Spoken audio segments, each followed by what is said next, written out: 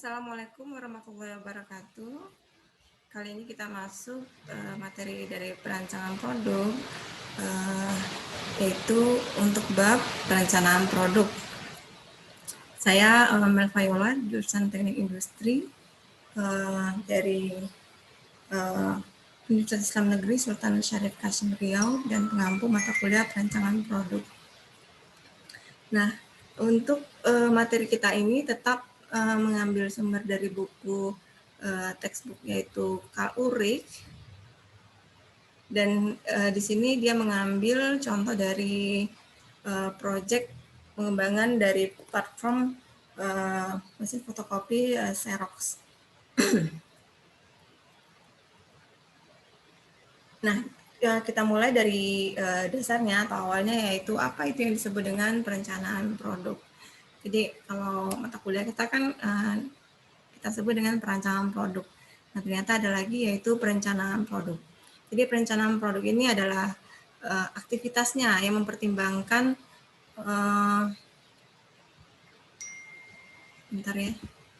portofolio dari proyek pengembangan produk yang nantinya akan dieksekusi. Nah, proses perencanaan produk ini jadi ada 3 hal substansi yang perlu kita ketahui. Ini dilakukan yaitu sebelum proyek pengembangan produk itu nantinya secara formal itu disetujui, kemudian sebelum sumber daya dari produk itu nanti, sumber daya pentingnya itu akan diaplikasikan, dan sebelum tim pengembangan produk yang lebih besarnya itu dibentuk. Jadi kita sebelumnya ini pada saat perencanaan produk ini sudah ada tim intinya, maka nanti untuk tim pengembangan produk yang lebih luasnya ini akan dibentuk setelah perencanaan produk. Nah, aktivitas perencanaan produk ini meyakinkan bahwa proyek pengembangan produk ini nanti akan benar-benar mensupport atau mendukung bisnis yang lebih besar dari perusahaan. Nah, untuk aktivitas perencanaan produk ini tentunya untuk meyakinkan bahwa proyek pengembangan produk ini tadi bisa mendukung bisnis yang lebih besar. Jadi strategi dari perusahaan yang di sini harus bisa menjawab beberapa pertanyaan. Seperti yang pertama itu, apa proyek pengembangan produk yang akan diambil, kemudian apa bauran dari produk baru, kemudian platformnya, kemudian juga produk turunan yang dasarnya nanti akan diajukan, dan bagaimana dari ragam proyek tersebut itu saling berhubungan satu sama lain sebagai sebuah portofolio yang besar. Dan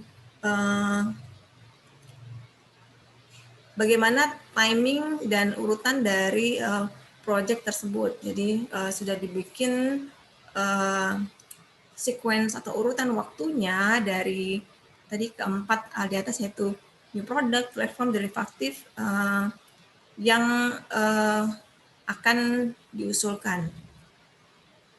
Nah, setiap dari proyek yang dipilih ini kemudian nanti akan diselesaikan oleh tim pengembangan produknya. Jadi tim di sini tentu perlu tahu misi dari produk ini sebelum pengembangan produk ini dimulai. Nah, ini adalah urutan dari perencanaan produk, ya. Jadi fase dari pengembangan produk itu dimulai pada saat pengembangan konsep sampai dengan fase testing dan refinement. Nah, di sini ada fase yang lebih awal dari pengembangan konsep yang kita tunjuk dengan warna merah. Nah, fase ini adalah fase perencanaan. Fase perencanaan ini, kalau kita lihat, dia dimulai sebelum pengembangan konsep. Nah, yang maknanya fase ini fase sebelum dimulainya fase dari pengembangan produk. Jadi action untuk pengembangan produk itu belum dilakukan. Jadi fase ini seperti brainstorming, kemudian pembuatan rencana dari pengembangan produk yang akan dilakukan. Makanya fase ini dikatakan fase ke-0 dari Precedence diagramnya. Nah, kita masuk ke rencana produk. Rencana produk ini nantinya akan mengidentifikasi portofolio dari produk yang akan dibuat dan juga timingnya dari pengenalan waktu produk itu nantinya di pasar. Kemudian rencana produk ini sebaiknya memang secara reguler atau urutan waktu tertentu itu selalu diupdate. Jadi ini untuk merefleksi atau memperlihatkan perubahan yang terjadi di pasar, baik itu dari segi lingkungan kompetitifnya, kemudian juga perubahan teknologi, perubahan informasi, serta perubahan lainnya yang memang bisa dilihat dari kesuksesan dari produk yang ada di pasar saat itu. Nah, kemudian rencana produk ini tentu dibangun sesuai dengan tujuan dari perusahaan, kemampuan perusahaan, juga constraint atau batasan dan lingkungan kompetitifnya.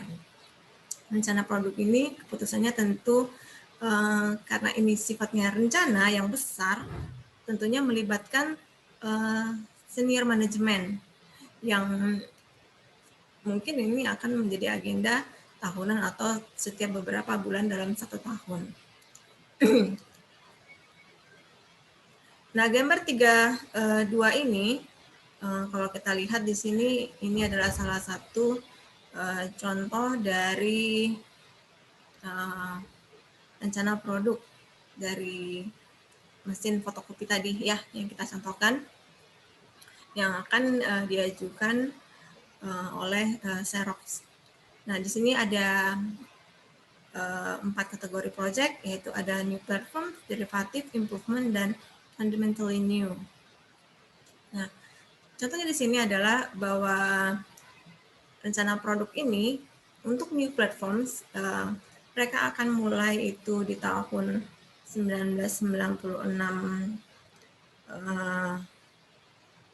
mungkin tidak sangat di awal ya, sampai dengan 1997. Tapi produk baru akan dirilis. Kita lihat di sini adalah lingkaran ini menandakan rilis produk, yaitu di tahun 1997 sampai dengan akhir 1997. Jadi mereka punya dua new platform, yaitu Kodaka dan Lex. Nah, turunan dari produknya nanti ada di sini, yaitu HNet dan LNet, yang dia sebutkan juga di sini waktu launching dan waktu produk ini dimulai. Kemudian improvementnya ini ada produk 595, 6010, 392, dan 393, serta produk yang baru itu adalah Astro, yang mereka rencanakan akan dimulai proyeknya di tahun akhir 1997 dan dirilis 1999. Nah, kita berbicara tadi mengenai 4 tipe dari proyek pengembangan produk. Nah, apa itu new platforms, derivative, improvement, dan fundamental new? Jadi apa beda dari keempat tipe project ini? Nah, new platforms, jadi ini dikatakan project new product platforms jika dia melibatkan dari usaha kita untuk menciptakan satu family produk yang baru, tapi masih pada platform yang biasa. Nah, biasanya ini family dari produk baru ini akan ditujukan bagi market yang sudah familiar dengan produk tersebut. Jadi dia adalah produk baru, tetapi dia memiliki platform yang sudah biasa ada di pasaran. Contohnya di sini kalau untuk Xerox itu dia punya Xerox Project tadi, seperti yang gambar kita lihat, yang ditujukan untuk pengembangan dari digital copier platform yang baru. Nah, yang kedua itu ada derivatif atau turunan dari platform produk yang telah ada. Jadi Bedanya kalau derivatif atau turunan ini berarti perpanjangan dari platform produk yang sudah ada untuk menjadi produk yang lebih baik yang ditujukan pada market yang sudah biasa tadi dengan satu atau dua produk. Jadi bisa jadi ini memang untuk membuat produk itu menjadi lebih baik, bisa jadi memang untuk memperpanjang masa pengguna, masa produk itu masih bisa diterima oleh market atau pasar. Yang ketiga itu adalah incremental improvement dari produk yang telah ada. Nah, project ini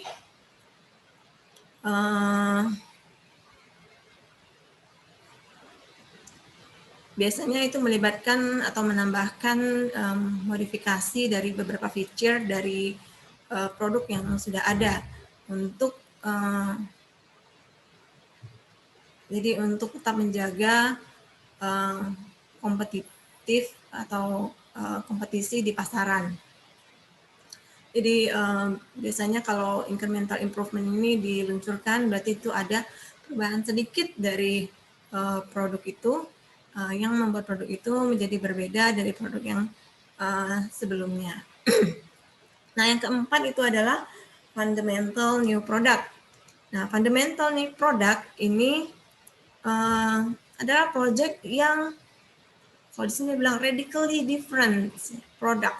Jadi produk yang benar-benar berbeda dan secara radikalnya. Jadi kalau secara radikal itu memang betul-betul berbeda dari produk yang sudah ada di pasaran. Jadi bisa jadi dari segi teknologinya, ya kan.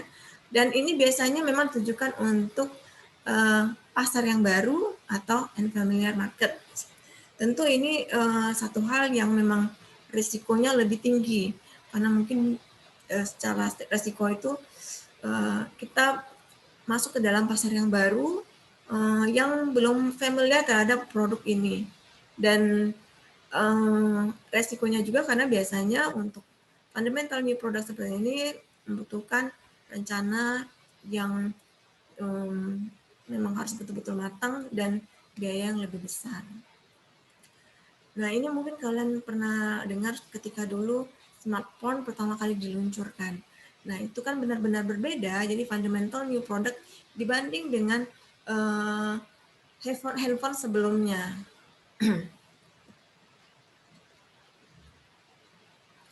Nah, kita masuk kepada proses perencanaan produk. Jadi tahapannya di sini pertama kita ada identifikasi kesempatan yang ada, kemudian kita mengevaluasi dari proyeknya, mengalokasi sumber daya dan merencanakan waktunya, kemudian menyelesaikan pre-project planningnya, serta kita mulai dari proses pengembangan produk. Nah, perlu dilihat di sini ketika sebelum proses pengembangan produk, maka kita perlu membuat di sini vision statement, yaitu pernyataan misi dari produk yang akan kita kembangkan. Nah, ini 5 tipe dari proses pengembangan perencanaan produk itu. Nah, proses perencanaan produk yang pertama yaitu mengidentifikasi kesempatan yang ada.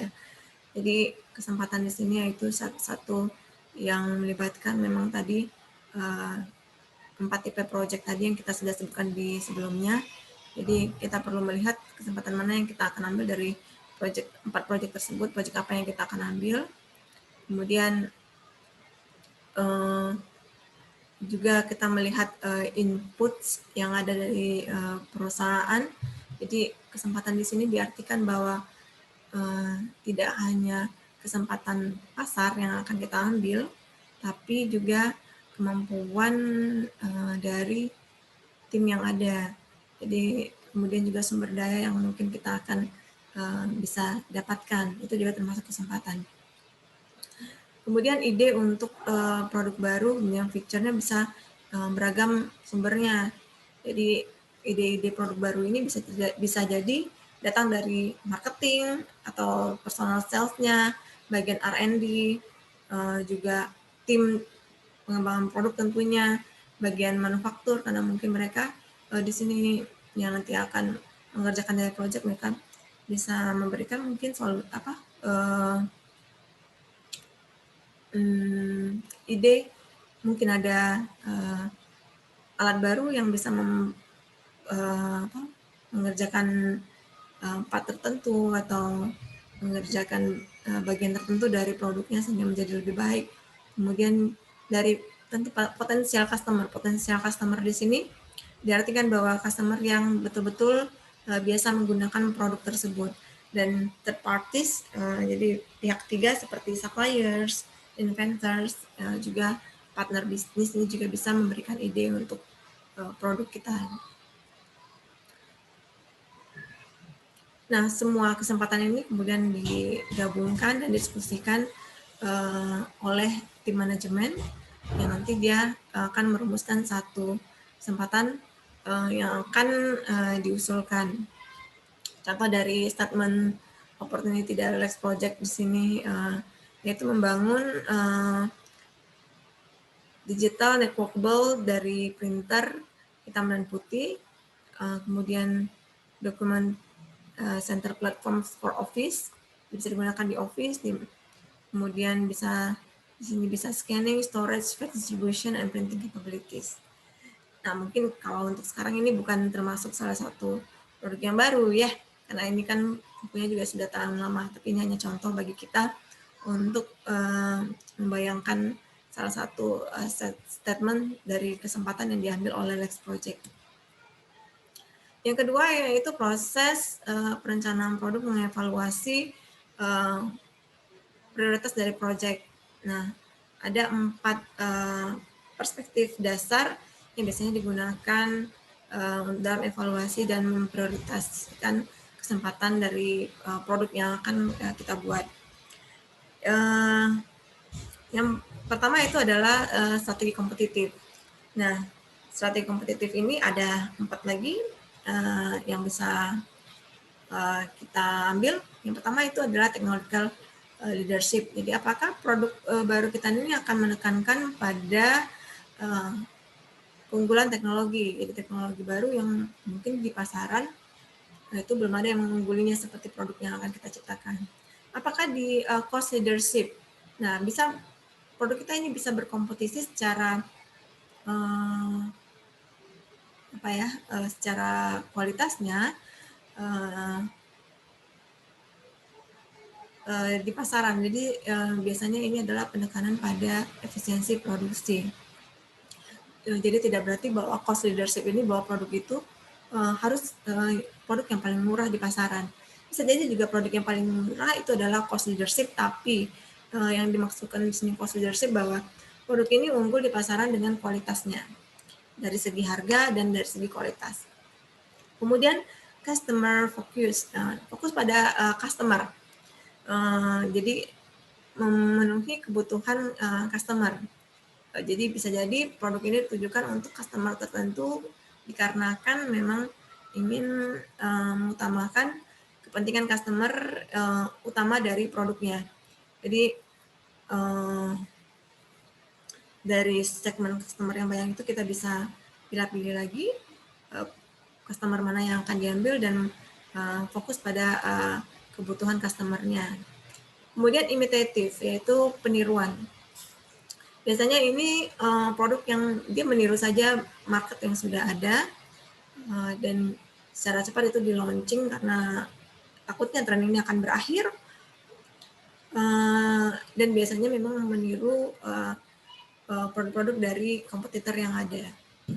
Nah, imitatif itu banyak dilakukan oleh perusahaan juga dan tidak berarti mereka tidak sukses. Bisa jadi juga produk peniruan ini menjadi lebih sukses di pasaran dibandingkan perusahaan yang mengeluarkannya pertama kali. Kemudian segmentasi market, ya kita lihat di situ nanti di gambar 34 dan technological trajectories dan product platform planning.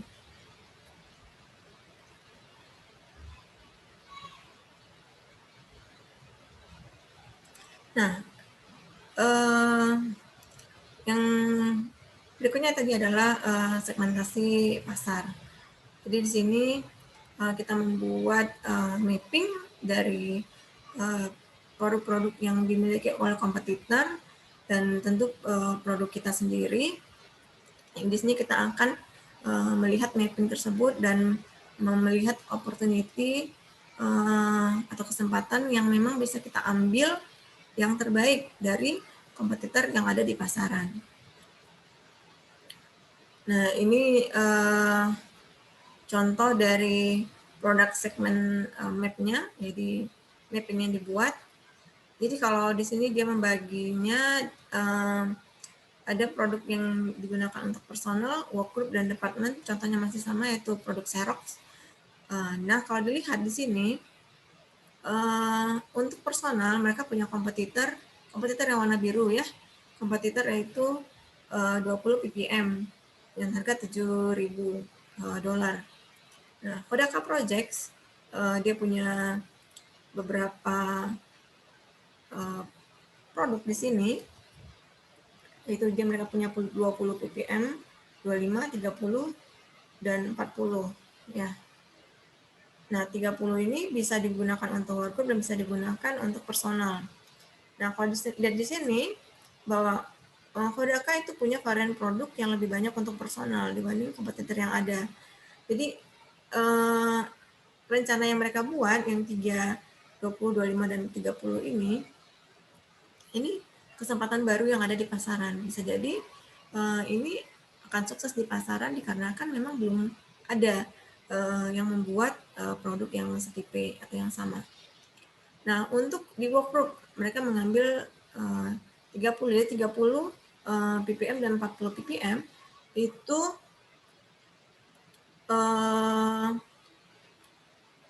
bisa digunakan di workgroup. Nah, kompetitornya di sini mereka punya potensial kompetitor yaitu yang 35 dan 40 ya. Nah, 35 dan 40 awalnya di sini harganya 15 dan 20. Jadi mereka berani bersaing di sini dengan harga 40 dengan harga 20 dengan kecepatan yang sama yaitu 40 ppm. Jadi mereka memberikan pilihan lain dari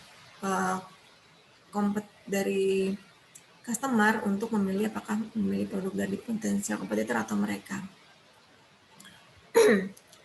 Berikutnya itu sama, mungkin saya lewatkan saja karena kita masuk ke penjelasan berikutnya. Yang berikutnya itu adalah technological trajectories ya.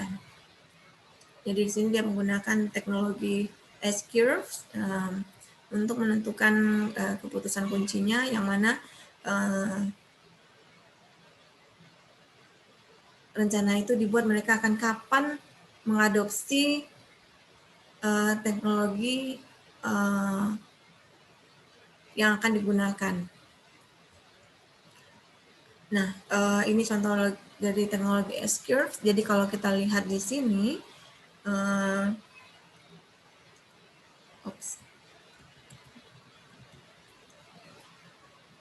nah kalau kita lihat di sini ada dua produk, yaitu ada dua teknologi, yaitu digital teknologi dan black lens teknologi. Nah, saat ini itu yang paling banyak digunakan adalah black lens teknologi ya, dari hasil surveinya mereka. Kemudian mereka memprediksi bahwa suatu saat nanti tidak lama lagi bahwa digital teknologi itu akan mengungguli dari black lens teknologi. Nah, dari teknologi curve ini, kemudian mereka bisa mengambil keputusan kapan produk itu memang mereka akan luncurkan dengan menggunakan teknologi apa. Karena dari analisa teknologi ini kita bisa memastikan teknologi yang akan kita gunakan pada produk tersebut. Nah, ini contoh dari platform versus derivatives ya. Jadi bedanya itu apa gitu. Nah, kalau platforms, jadi kalau di sini ada platform A, platform B ya. Jadi kan kalau platform ini adalah desain dasarnya dari produk tersebut. Desain dasarnya tentu secara umum dari produk itu di awal dia punya desain dasarnya. Nah, ketika sudah berlanjutnya waktu, maka mereka bisa meluncurkan produk berdasarkan desain dasar yang sudah dibuat atau platform yang sudah dibuat ini. Biasanya platform ini tadi untuk familiar market, jadi market yang sudah biasa memang menerima produk yang ada seperti yang kita usulkan ini. Nah, derivatif ini, turunannya ini adalah perbaikan dari platform ini. Jadi mereka meluncurkan, kalau di sini peluncuran itu bisa dalam satu masa itu mereka meluncurkan derivatif itu sekali 3 seperti platform A, atau dengan masa yang berbeda seperti platform B dia meluncurkan platform 1, 2, dan 3 itu di waktu yang berbeda. Nah, yang ketiga itu adalah alokasi sumber daya. Alokasi sumber daya ini tentu kita memang lakukan untuk memastikan dari utilisasi penggunaan sumber daya yang memang diperlukan dari proyek ini. Tentunya sesuai juga dengan budget dari pengembangan produk itu nantinya. Jadi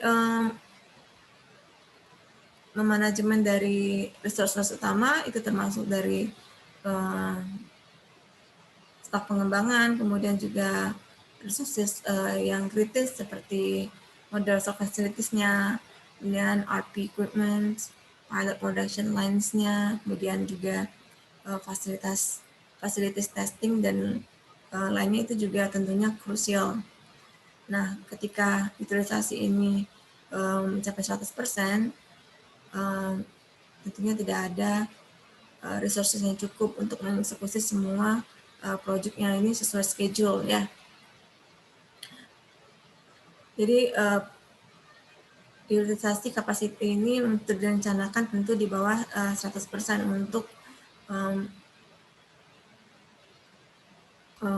untuk memang bisa produk ini dilaksanakan nantinya.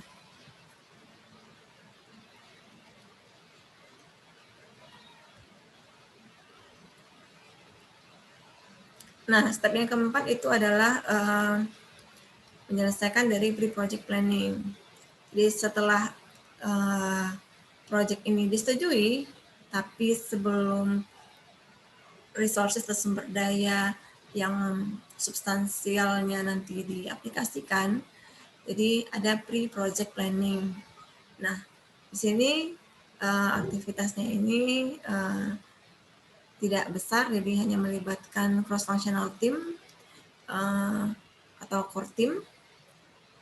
Tapi di sini core team ini benar-benar bekerja untuk melihat kembali planning dari proyek yang telah dibuat. Ya, jadi di sini ada pembuatan statement kesempatan dari produk dan visi dari produk.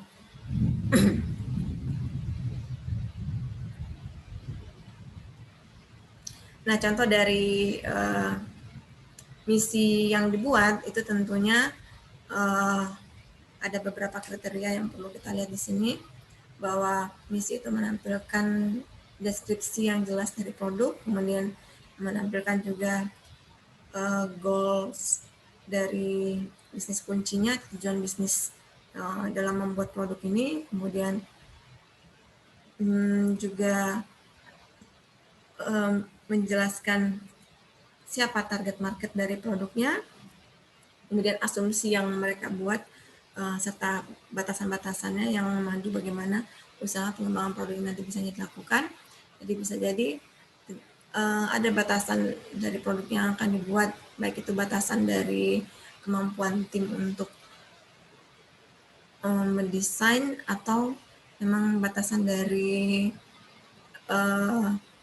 manufaktur, atau bisa juga nanti batasan dari sumber daya. Dan yang berikutnya adalah mempertimbangkan siapa stakeholders atau pihak-pihak terkait yang berhubungan dengan pengembangan produk ini nantinya. ini adalah contoh dari proses perencanaan produk, ya. Mungkin nanti di sini kita bisa diskusi lagi, karena kalau saya baca ini sepertinya kalian pun bisa baca. Nah, yang tahapan kelima adalah refleks pada hasil dan proses. Jadi ini final step untuk melihat lagi proses dari perencanaan dan strategi yang sudah dibuat. Jadi kita menjawab beberapa pertanyaan yang disebutkan di sini. Nah, sampai di sini mungkin materi kita. Mungkin kita bisa review di sini ada beberapa desain dari produk yang sudah dibuat, ya. Kita coba analisa apakah ini bad design. Nah, ini adalah produk refrigerator atau kulkas. Untuk bukaannya itu ada yang left side, ya, kemudian ada yang right side. Nah, bagaimana menurut kalian?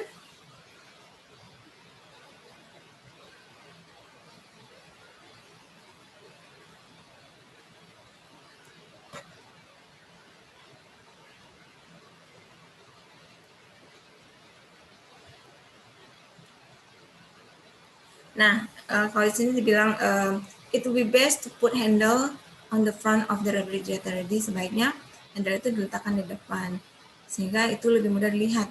Ini terlihat simple, jadi itu kan nggak masalah sebenarnya, kan kita bisa memorize di mana kulkas itu dibuka.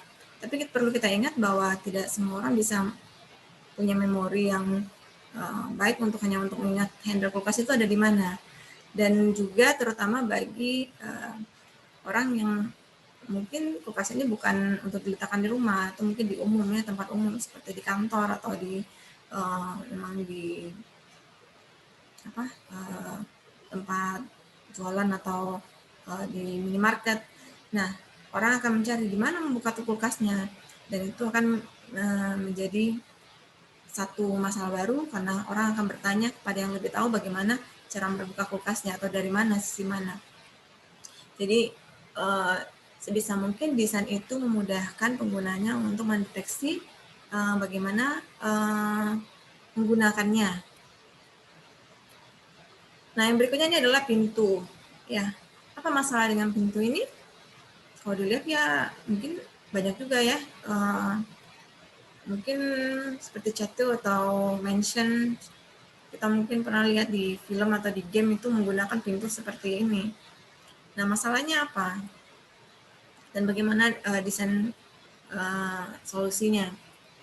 Jadi sebaiknya memang pintu itu kita buat dengan menampilkan display dari orang yang akan datang. Nah, jadi kalau misalnya pintu yang tidak terlihat seperti ini, sementara pintunya cukup besar, ya, jika digunakan di area yang lalu lintasnya itu tinggi, ini bisa jadi orang akan ketika membuka ada orang di belakangnya, itu akan menjadi bahaya bagi orang di belakangnya.